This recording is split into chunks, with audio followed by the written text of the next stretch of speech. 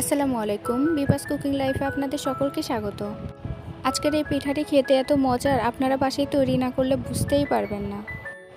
একদম রসে ভরপুর আর মুখে দিলেই মিলিয়ে যাবে এরকম একটি পিঠা, আর খেতে খুবই মজাদার এই পিঠার রেসিপিটি আপনাদের সাথে শেয়ার করছি।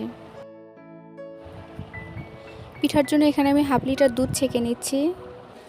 আমি আজ 2টি ডিমের পিঠা তৈরি করব, সেই পরিমাপে এখানে দুধটা নিয়েছি।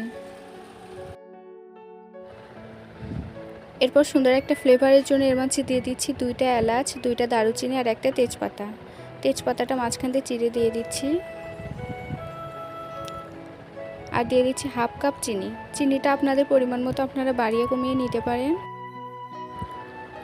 এরপর চুলাটা অন করে চিনিটা দুধের সাথে ভালোভাবে মিশিয়ে নিচ্ছি।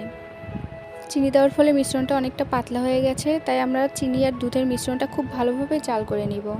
এভাবে 4 থেকে 5টা বলক তুলে আমরা দুধটাকে খুব ভালো করে জাল করে নামিয়ে নিব। পিঠা তৈরির জন্য আমি এখানে নিয়ে নিয়েছি 2টা ডিম আর 1 কাপ সুজি।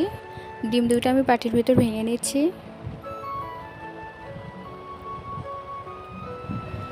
ভেঙে নেওয়া হয়ে গেলে এর মাঝে আমি অ্যাড করছি সামান্য লবণ। আপনারা যারা মিষ্টি খাবারে লবণ পছন্দ করেন না তারা চাইলে লবণটা স্কিপ করতে পারেন। এরপর হ্যান্ড উইস্কের সাহায্যে ডিমটাকে খুব ভালোভাবে ফেটিয়ে নিচ্ছি।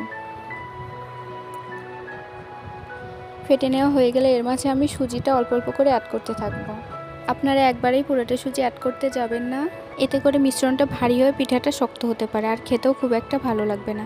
তাই আপনারা একটু একটু করে সুজিটা অ্যাড করবেন। পিঠা পারফেক্ট হওয়ার এটাও কিন্তু একটা গুরুত্বপূর্ণ টিপস। আপনারা ব্যাটারটা তুলনামূলক পাতলাই রাখবেন, অতিরিক্ত ভারী করতে যাবেন না। আর হ্যাঁ, ব্যাটারটা তৈরি করতে আপনারা এখানে শুধু ডিমই ইউজ করবেন, পানি বা দুধ ইউজ করবেন না, এতে করে পিঠাটা শক্ত হবে। 1 কাপ থেকে আমার এই পরিমাণ সুজি বেঁচে গিয়েছে, তো এটা আর আমি অ্যাড করব না। এবার এটাকে ঢেকে কিছুক্ষণ রেখে দিচ্ছি। তারপর একটা কড়াইতে বেশ খানিকটা তেল দিয়ে তেলটা হালকা গরম হয়ে এলে এর মাঝে আমি পিঠাগুলো ভাজতে দিয়েছি। আসলে এই ক্লিপটা আমি নিতে ভুলে গিয়েছিলাম, তাই আপনাদের আমি দেখাতে পারছি না।